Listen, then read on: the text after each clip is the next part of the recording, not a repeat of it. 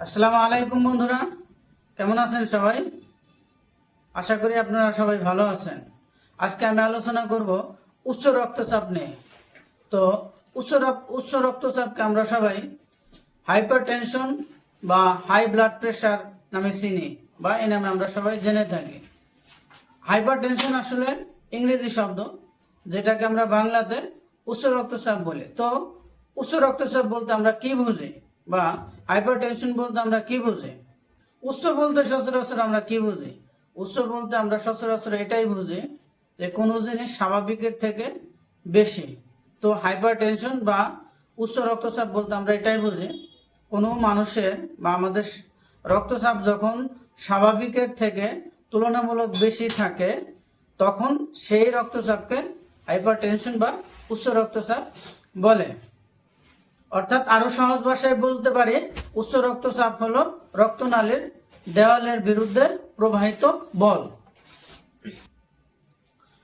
আমরা জানি স্বাভাবিক রক্তচাপ 120/80 মিলিমিটার পারদ, যেখানে 120 সিস্টোলিক চাপ, অর্থাৎ যেটা রক্তনালীতে সর্বোচ্চ চাপ নির্দেশ করে, এবং 80 ডায়াস্টোলিক চাপ, যেটা রক্তনালীর ধমনীতে সর্বনিম্ন চাপ নির্দেশ করে। 120/80 এবং 139/89 এর মাঝামাঝি উচ্চ রক্তচাপকে প্রাথমিক রক্তচাপ বলে, যেটি পরবর্তীতে উচ্চ রক্তচাপের ঝুঁকি বৃদ্ধি করে। আর 140/90 মিলিমিটার পারদ বা তার থেকে বেশি পারদচাপকে উচ্চ রক্তচাপ বলে মনে করা হয়। উচ্চ রক্তচাপের কারণ, সাধারণত উচ্চ রক্তচাপের 90% কারণই অজানা। এগুলো শরীরে প্রকাশের কোনো উপসর্গ থাকে না। যেহেতু এটার কোনো উপসর্গ থাকে না, সেহেতু এটি আমাদের অনেকের অজান্তেই হয়ে যায়। চিকিৎসা না করলে উচ্চ রক্তচাপ হৃদরোগ এবং স্ট্রোক সহ আরো নানা গুরুতর রোগের কারণ হতে পারে।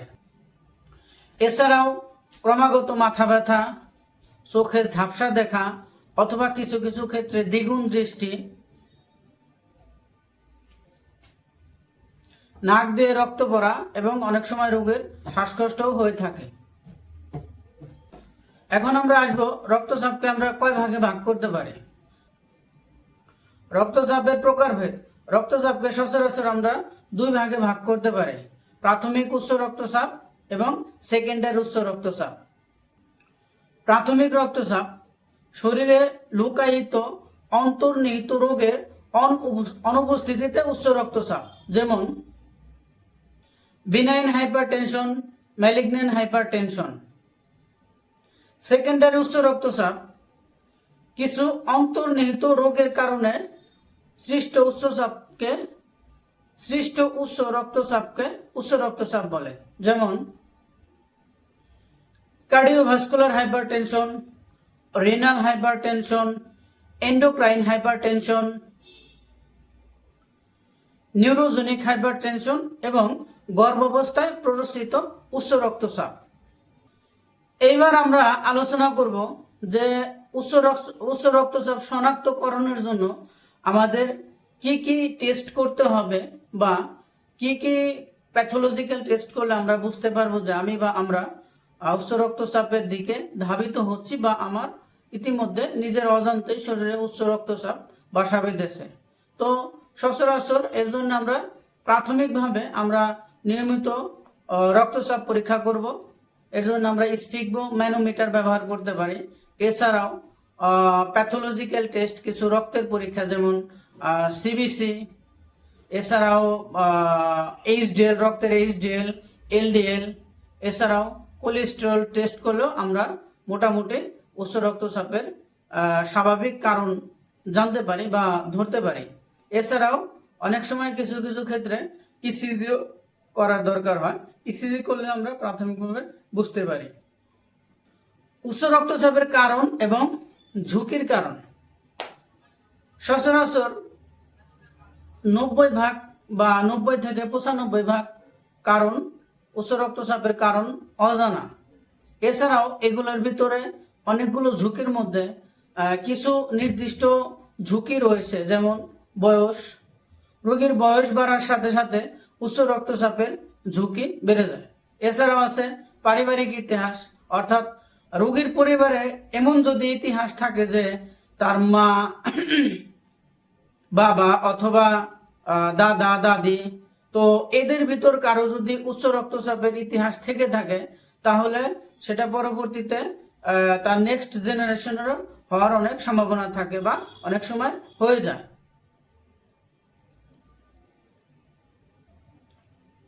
স্থূলতা, অতিরিক্ত ওজন শরীরের উচ্চ রক্তচাপের ঝুঁকি বাড়ায়। এছাড়াও খাবারের সাথে অতিরিক্ত লবণ গ্রহণ করা।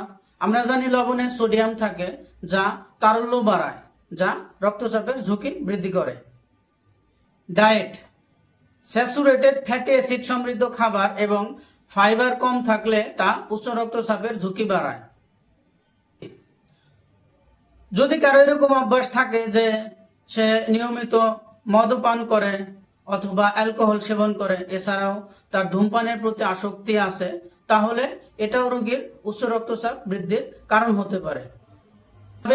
নিষ্ক্রিয় থাকা, যে ব্যক্তি শারীরিকভাবে নিষ্ক্রিয় থাকে, অর্থাৎ কোনো কায়িক পরিশ্রম না করে, যার দরুন তার শরীরে হৃদস্পন্দন বৃদ্ধি পায়। অর্থাৎ যারা শারীরিক পরিশ্রম করে না, এদের হৃদস্পন্দন বেশি থাকে, যার ফলে শরীরে উচ্চ রক্তচাপ বৃদ্ধি পায়। মানসিক চাপ, মানসিক স্ট্রেসের কারণে শরীরে ক্যাটেকোলামাইনের নিঃসরণ বেড়ে যায়, যার ফলে শরীরে উচ্চ রক্তচাপ বৃদ্ধি পায়। মাধ্যমিক উচ্চ রক্তচাপগুলোর কারণগুলোর মধ্যে রয়েছে renal failure, heart failure, heart attack, হরমোনজনিত অবস্থা যেমন কুশিং সিনড্রোম। কুশিং সিনড্রোম এমন একটি অবস্থা যেটি শরীরে অতিরিক্ত স্টেরয়েড হরমোন তৈরি করে, যার ফলে শরীরে রক্তচাপ বৃদ্ধি পায়।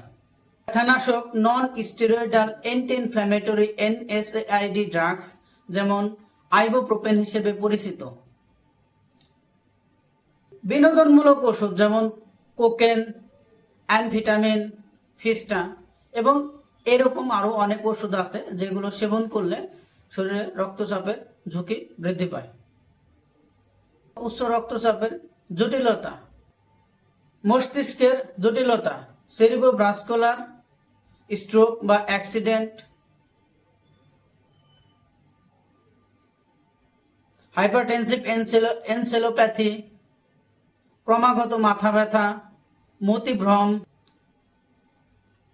চোখের জটিলতা, হাইপারটেনসিভ রেটিনোপ্যাথি, হৃদযন্ত্রের জটিলতা, heart attack, cardiovascular myopathy, heart failure,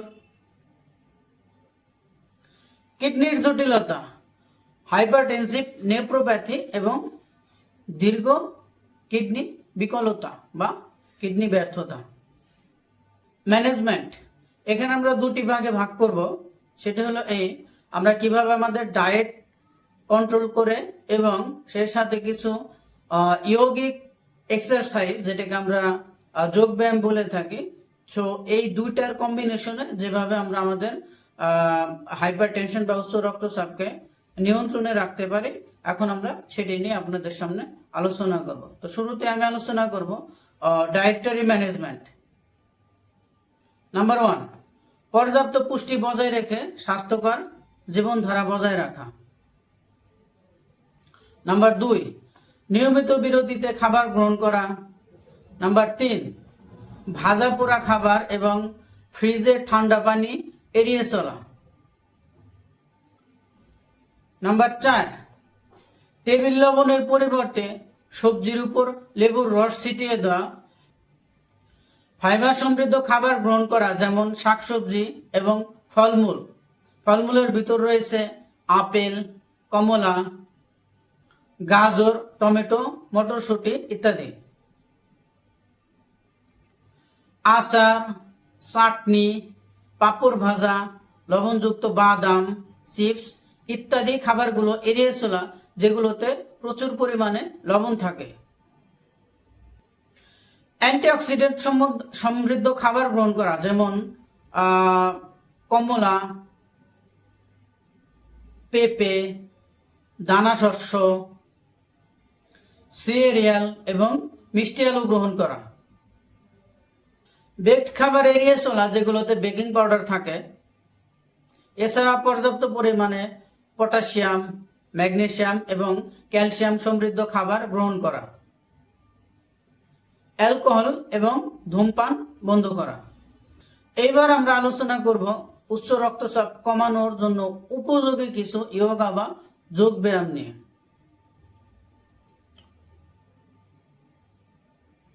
আমরা জানি বর্তমানে যোগা শুধু রক্তচাপ নয়, আরো বিভিন্ন রোগের ক্ষেত্রে অনেক উপকার নিয়ে এসেছে। অর্থাৎ যোগার মাধ্যমে আমরা আমাদের অনেক রোগ ব্যাধি শারীরিকভাবে, মানসিকভাবে নিজেদের নিয়ন্ত্রণে রেখে সুস্থ সবল জীবনযাপন করতে পারে।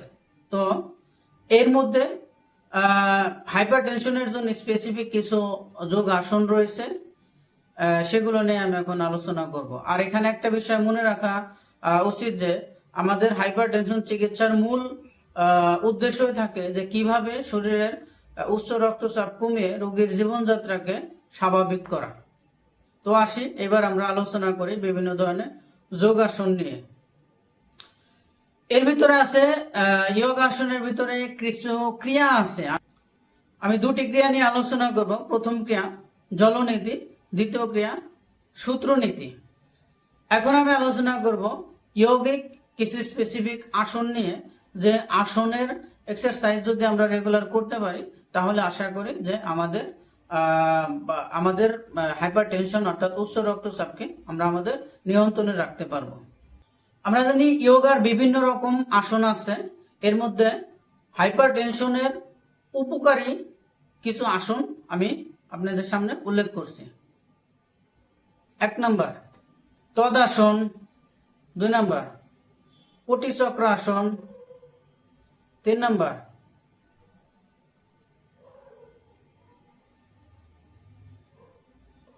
হস্ত উত্থানাসন, 4 নম্বর পবন মুক্ত আসন, নাম্বার 5 উষ্ট্রাসন, নাম্বার 6 বজ্রাসন, নাম্বার 7 বক্রাসন, নাম্বার 8 গোমুখাসন, নাম্বার 9 ভুজঙ্গাসন এবং নাম্বার 10 শোয়াসন সহ আরো অনেক আসন রয়েছে। এছাড়াও কিছু স্পেসিফিক ধ্যান ধারণার ভিতর রয়েছে ধ্যান, প্রাণায়াম এবং নারী শোধন। তো এগুলোর ভিতরে প্রাণায়াম এবং ধ্যানটা বেশি করে করা উচিত। তো বন্ধুরা, আজ এ পর্যন্তই। আমি মোটামুটি অল্প পরিসরে খুব সহজ ভাষায় উচ্চ রক্তচাপের স্বাভাবিক সংজ্ঞা, এর প্রকারভেদ, এটি নির্ণয় করার জন্য আমাদের কি কি টেস্ট বা প্যাথোলজিক্যাল টেস্ট স্বাভাবিকভাবে করার দরকার, তো সেগুলো নিয়ে আলোচনা করছি। এবং এর কিছু জটিলতা থাকতে পারে, তো সেই জটিলতা নিয়েও আমি আলোচনা করছি। এবং এর পাশাপাশি কিভাবে আমরা ডায়েটারি ম্যানেজমেন্ট অর্থাৎ খাবার এবং যোগার মাধ্যমে এটি আমরা আমাদের কন্ট্রোলে রাখতে পারি, তো সে বিষয় নিয়েও আলোচনা করছি। আশা করি আমার এই আলোচনাটা যদি আপনারা অনুসরণ করেন তাহলে আপনারা সবাই উপকৃত হবেন ইনশাল্লাহ। তো এর ভিতরে আমি একটা কথা বলে রাখি, এটা স্বাভাবিক ভাবে সবার জন্যই দেওয়া। এগুলো করার পরেও যদি কারো সমস্যা ঠিক না হয় তো আমার পরামর্শ থাকবে আপনারা আপনাদের নিকটবর্তী আপনাদের রোগের ধরন অনুযায়ী শারীরিক কন্ডিশনের উপর বিবেচনা করে আপনার ফিজিশিয়ানের সাথে যোগাযোগ করবেন। তো তিনি আপনার প্যাথোলজিক্যাল টেস্টের যদি দরকার হয় তো টেস্ট করে আপনার হয়তো ডায়েট বা কিছু মেডিসিন যদি লাগে সেগুলো এর সাথে অ্যাড করে দেবে। তো আজ এ পর্যন্তই। ভালো থাকবেন সবাই। ধন্যবাদ সবাইকে। আসসালামু আলাইকুম।